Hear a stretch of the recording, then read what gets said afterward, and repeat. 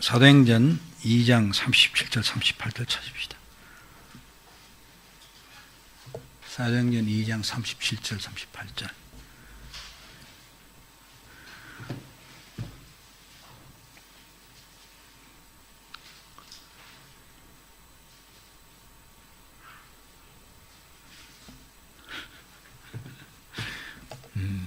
우리 한 목소리로 같이 읽읍시다. 시작. 그들이 이 말을 듣고 마음에 질려 베드로와 다른 사도들에게 물러 이르되 형제들아 우리가 어찌할꼬 하거늘 베드로가 이르되 너희가 회개하여 각각 예수 그리스도의 이름으로 세례를 받고 죄 사함을 받으라. 그리하면 성령의 선물을 받으리니. 기도합시다. 하나님, 오늘 성령이 가르쳐 준 회개에 대하여 배우고자 합니다. 회개가 구원의 과정 중에 있음을 알고 진정한 회개를 하여 믿음에 이를 뿐만 아니라 하나님의 백성으로 바로 서는 우리 모두 될 수 있도록 은혜를 주시옵소서. 예수님 이름으로 기도합니다. 아멘.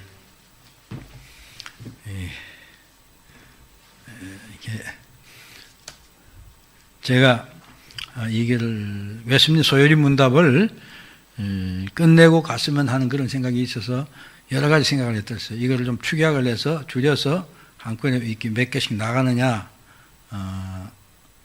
그런 생각을 했는데 그렇게 하려니까 또 완전히 이렇게 대충 하게 되는 그런 결과가 올 것 같아서 아마 이 부분을 이게 소요리 문답은 딱 정해져 있는 거니까 또 우리 이강도사가 하든 누가 하든 아마 잘 진행해서 마치게 될 것으로 생각됩니다. 지금 오늘 제목이 생명이 이른 회개 이렇게 되어 있는데 여러분 진심으로 회개를 해본 적이 있습니까?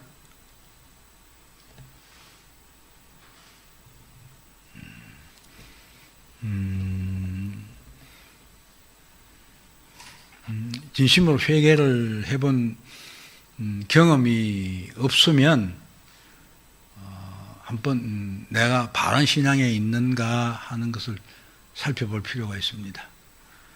자, 이번에 회개 이전에 이제 우리 좀 위에부터 살펴보면 하나님은 죄에 대하여 하나님이 저는 그냥 절대로 넘어가지 않죠. 죄를 가지면 죄가 있으면 하나님의 진노가 임한다. 그 하나님의 진노를 피할 수 있는 길이 무엇이냐? 그것을 우리에게 하나님께 가르쳐 주셨다. 하나님이 그 방법을 주셨는데 그것이 첫 번째는 믿음이다. 그렇죠? 예수 그리스도 하나님을 믿는 믿음이다. 두 번째가 회개를 해야 된다. 오늘 하는 거죠. 그 다음 세 번째가 하나님께서 그 외에 기타 우리에게 은혜의 방편으로 주신 여러 가지들인데 그걸 잘 활용해야 된다. 말씀을 듣고 또 말씀 공부도 하고 기도도 하고 하는 이런 것들 잘 해서 우리가 신앙을 온전히 써야 하나님의 진노를 면할 수 있다 하는 그런 내용으로 우리가 살펴봤고 지금 그 순서대로 오는데 이제 오늘은 회개, 생명이 이른 회개가 무엇이냐 이걸 살펴봅니다. 지난 시간에 본 믿음이란 무엇인가 하는, 그렇죠? 예수 그리스도를 유일하신 구원의 주로 믿는 것, 그것이 믿음인데, 그 믿음은 예수 그리스도를 그냥 우리의 생명 주다 아는 것, 혹은 그때 동의하는 것, 그 수준은 바른 믿음이 아니라고 그랬죠? 바로 예수 그리스도를 우리 구주를 영접하고, 그 다음에 그분을 신뢰하고 우리의 삶을 그에게 의탁하는 것이다. 즉 말씀에 의탁한다는 말은 말씀에 순종하여 사는 것이다. 그게 진짜 믿음이다 하는 것입니다. 실제 그래서 교회에는 참 믿음, 구원에 있는 믿음을 갖지 못한 사람들이 많이 있다. 그런 까지도 우리가 살펴봤습니다. 오늘은 회개에 대해서 이제 문답을 같이 읽어보겠습니다. 시작. 생명에 이르는 회개가 무엇인가? 여러분 답. 생명에 이르는 회개는 곧 구원의 은혜인데 이로 말미암아 죄인이 자기 죄를 바로 알고 그리스도 안에서 하나님의 자비를 깨달아 자기의 죄에 대하여 슬퍼하고 미워하며 그에게서 떠나 하나님께로 돌아가서 굳은 결심과 노력으로 새롭게 순종하는 것이다.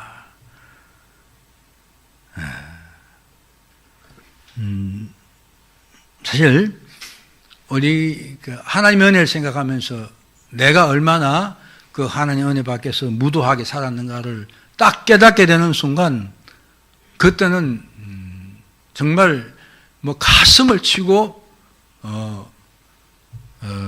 통곡을 하고 내가 왜 그렇게 살았던가 하는 것에 대한 아주 너무너무 이렇게 마음이 괴롭고 하는 그런 시간이 있습니다. 그런 경험이 사실 있어야 된다. 그래서 여기 보면 하나님이 나에게 은혜를 베풀어 나를 구원하시는구나를 깨닫게 되면 그다음 자기 죄에 대하여 슬퍼할 정도면 내가 죄를 짓고 내가 막 어떤 자기 자신에 대해서 막 부역질 나고 그래요.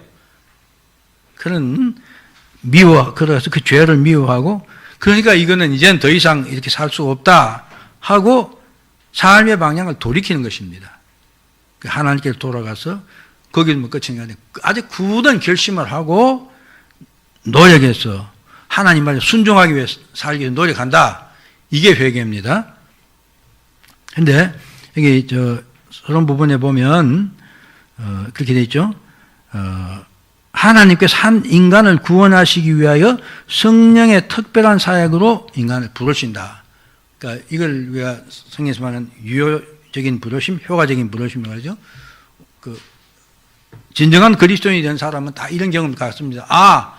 어느 때 순간에 보면 하나님이 나를 부르셔서 나를 하나님 백성이 되게 하는구나 그런 걸 깨닫는 순간이 있다 이거죠. 그 과정이 바로 중생입니다.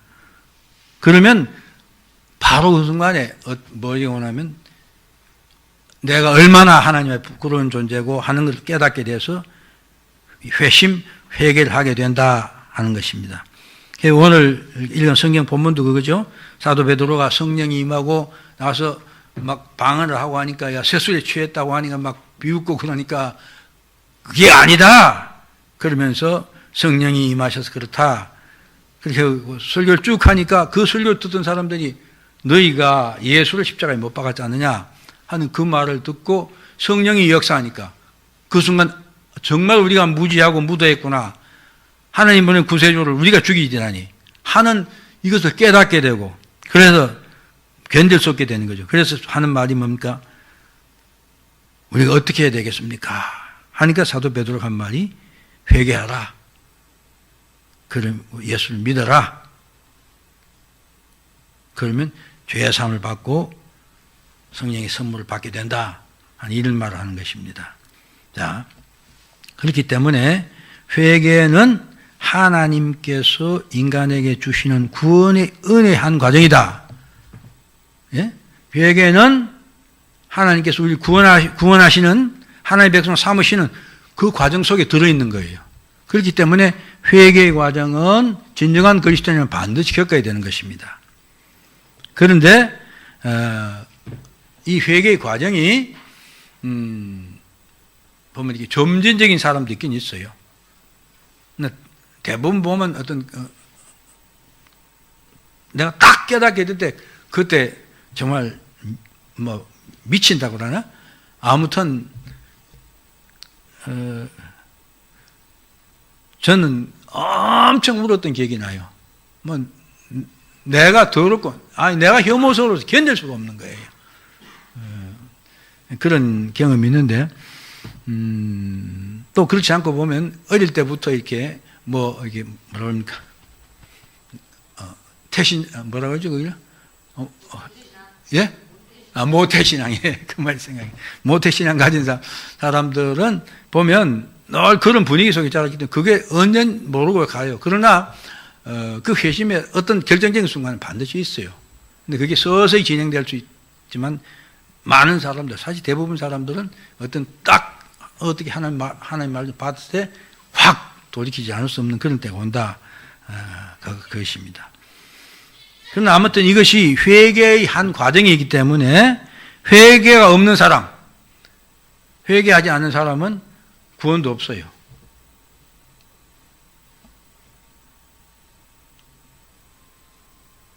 그렇기 때문에 예수님도 사도들도 세례 요한까지도 그렇죠. 회개하라, 회개. 회개를 먼저 부르셨어요. 자, 이제 오늘 회개가 엄청 중요한 것이고 여러분 생애에서 그리스도인의 생애에서 회개의 경험이 있는가 없는가는 매우 중요한 이야기입니다.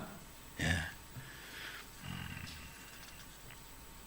만약에 그런 경험이 없으신 분들은 기도해야 될 것입니다. 그다음 회개라는 의미, 구약 성경에는 나함, 또 휴브 이런 말을 쓰는데 휴브라는 말이 가장 일반적인 말입니다.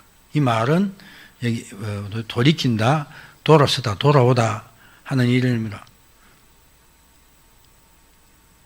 성경에서 이스라엘 민족들에게 적용될 때 가장 많이 썼던 것이 하나님의 백성들이 하나님을 떠났다가 다시 돌아온다. 신약의 성경에는 탕자가 아버지 품을 떠났다가 자기가 깨닫고 다시 돌아온다 할 때 휴브라는 말을 씁니다. 신약성에서는 메타노이아, 사실 휴브와 같은 말이죠.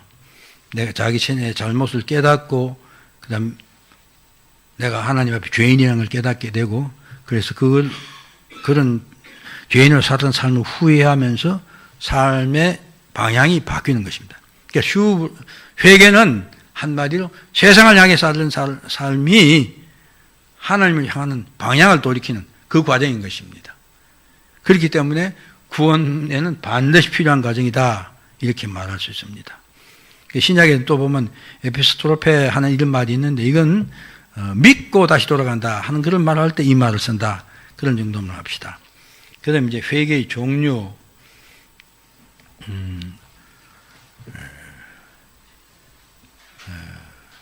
첫 번째가 민족적 회심. 성경에 보면 이스라엘 백성들이 하나님 명령을 어기고 제멋대로 살다가 어디 선지자의 지적이나 어떤 계기를 통해서 돌이켜서 다시 하나님께 돌아오는 이런 과정이 자꾸 반복됐죠. 그 과정에 하나님께서 그들 백성들을 이렇게 채찍으로 때리고 그래서 돌아오는 그런 과정을 말합니다. 그게 사사기에서 가장 많이 나오죠. 사사가 나타나서 하나님 말씀 전가하면 우리가 그럼 너무 힘들어서 막 이방인의 지배를 받게 하면 우리가 하나님 떠났구나 하고 깨닫고 회개하고 돌이키면 그래서 조금 지나다 보면 또다시 사사기 전 과정이 바로 그런 거죠. 이런 것들을 이제 민족적 회심이라 이렇게 말하는데 집단적으로 회심하는 것이죠. 그런데 이런 회심은 좀 문제가 있는 것입니다. 대체적으로 보면 이스라엘도 보면 히스기야 때나 요시야 때나 이제 이제까지 잘못한 걸 지적을 하고 우리가 돌이키자 해가지고 막 고치죠. 근데 대체적으로 그런 게 보면 윤리적인 어떤 우리들이 잘못했던 걸 돌이킨다. 그런 정도의 수준이 통상 끝나고 만다 이것입니다. 집단적으로 하는 그런 것들은. 그래서 보면 또 뭐 지도자가 잘못되거나 하면 곧바로 다 과거로 돌아가고 그게 이스라엘 역사가 우리에게 그대로 보여주는 것이다. 그 다음 일시적인 회심 이런 건 아마 여러분들 신앙생활하는 과정 중에서 봤을 겁니다. 요즘은 부흥회가 많지 않아서 이런 걸 잘 못 보는데 옛날에는 부흥회가 많았어요. 그 부흥회에서 와서 하면 막 마음이 떠가지고 막 울고 막 이렇게 회개하고 그런 사람이 있어요.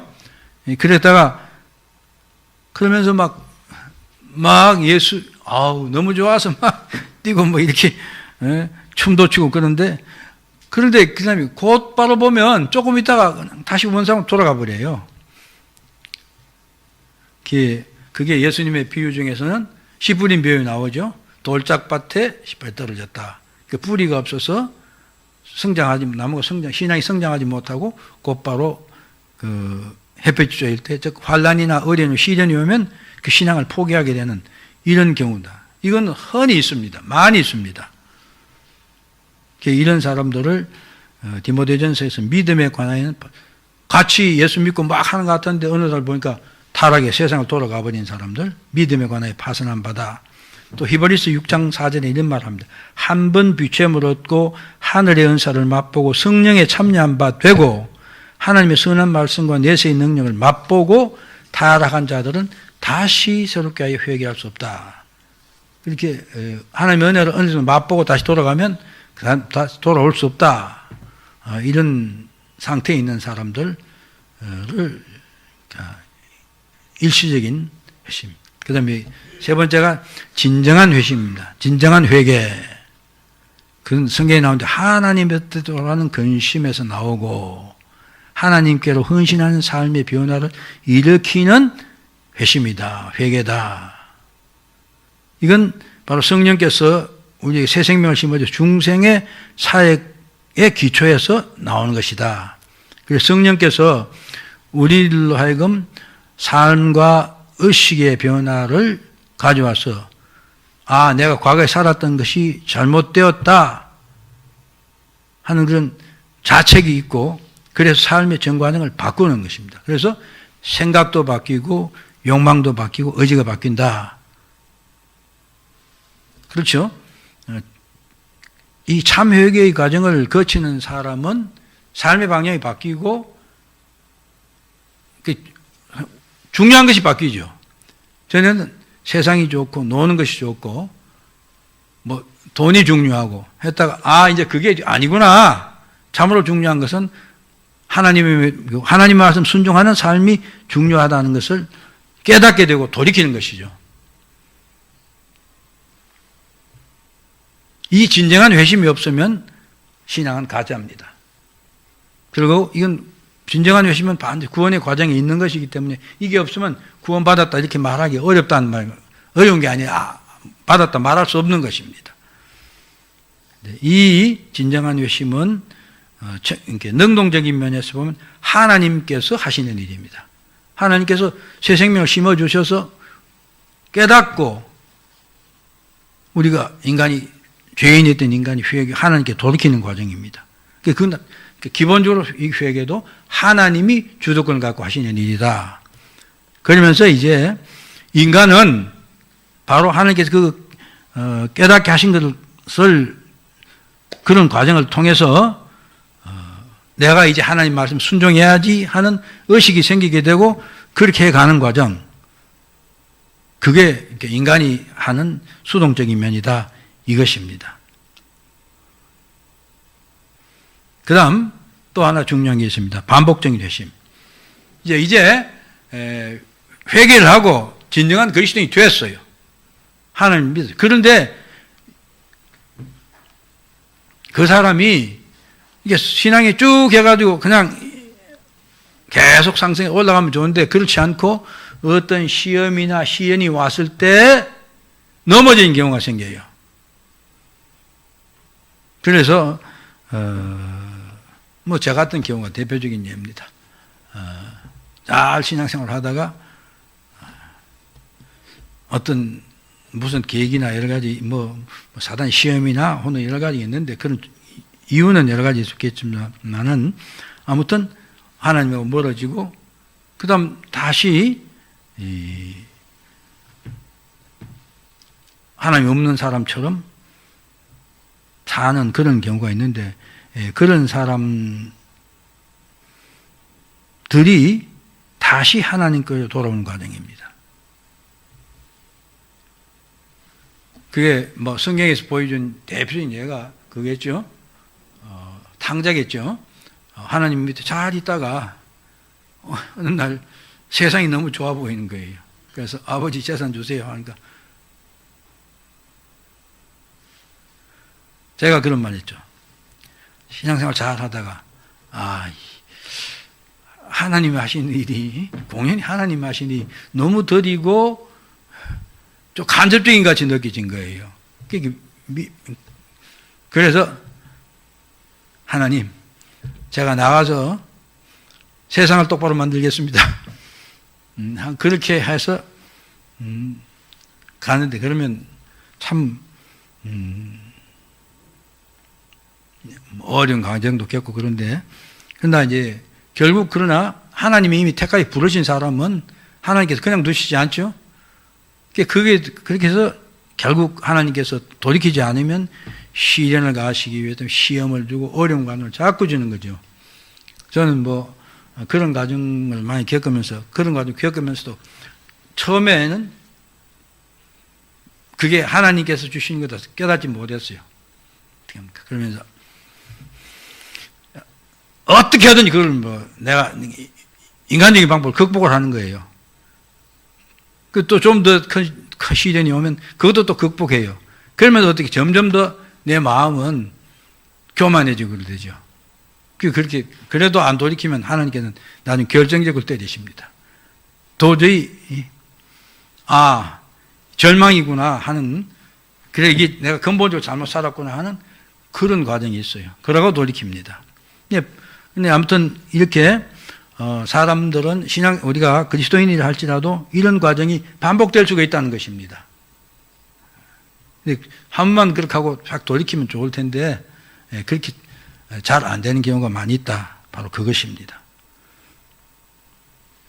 근데 그건 진짜 하나님의 은혜죠. 오늘 목사님 아침에도 말씀했지만은 그거죠. 하나님이 계획하시고 부르신 사람은 절대로 버리지 않습니다. 그렇죠? 절대로 버리지 않는 거죠. 아마 오늘 아침에 여러분들 그 말씀도 참 은혜 많이 받았을 생각되는데, 그렇죠? 하나님이 안 버리시는 거죠. 아마 제가 하는 꼬라지를 보고 하나님께서 이 녀석을 차버렸으면 저는 글쎄 지금 어떻게 됐을지 모르죠. 벌써 죽었을지 모르겠습니다. 아무튼 하나님께 버리시지 않는다 하는 것을 확실히 아셔야 됩니다. 그 다음 회심의 성격, 앞서도 말했지만 회심은 혹은 회개나 회심이 똑같은 말입니다. 구원의 과정의 일부이다. 그리고 인간의 신분을 바꾸는 것이 아니라 상태를 바꾸는 것이다. 이 말은 내가 세상을 좋아했던 사람이었는데 이제는 하나님의 일을 좋아하는 그런 상태, 내 마음의 상태를 바꾸는 것이다. 그런 말입니다. 그러면서 죄인의 의식 영역에서 일어나는 재창조냐. 그래서 우리가 중생이라고 그렇게 말하죠. 회심하면 중생을 통해서 회심을 하는데 거듭난다 그렇게 말하는 것입니다. 옛사람을 버리고 죄를 회피하고 새 사람을 입고 거룩함을 위해 노력하는 의식의 출발점이다. 이 회개를 해야 거룩한 삶을 살기 위해 노력하는 사람이 된다. 이게 출발점이다. 그렇게 말합니다. 그렇기 때문에 아까 회개가 점진적으로 일어나는 경우도 있고 급진적으로 일순간에 일어나는 경우도 있는데, 사실은 그러니까 내가 삶의 방향을 돌이키는 그거는 순간적으로 일어나는 것입니다. 그러니까 성령이 우리에게 부어져서 우리를 돌이킬 때 그때 일어나는데, 그러니까 그 자체는 순간적이다. 그리고 진정한 회개, 하나님께 돌이키는 그 방향 자체는 절대로 내가 좀 신앙생활 하다가 좀 떨어졌다 뭐 다시 오고 하는 그런 과정이 있을 수 있지만은 그 회심의 한 과정, 그 순간은 한 번밖에 있을 수 없다. 바로 그것입니다. 뿐만 아니라 이것은 하나님께서 하시지 아니하면 절대로 될 수 없는 것. 하나님께서 하시는 초자연적인 사역이다.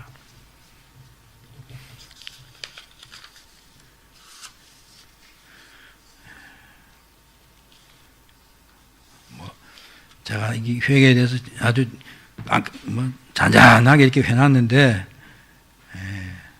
그래서 회개의 요소, 지적인 요소, 정적인 요소, 의지적인 요소가 있는데, 믿음과 마찬가지로 중요한 것은 의지적인 요소입니다.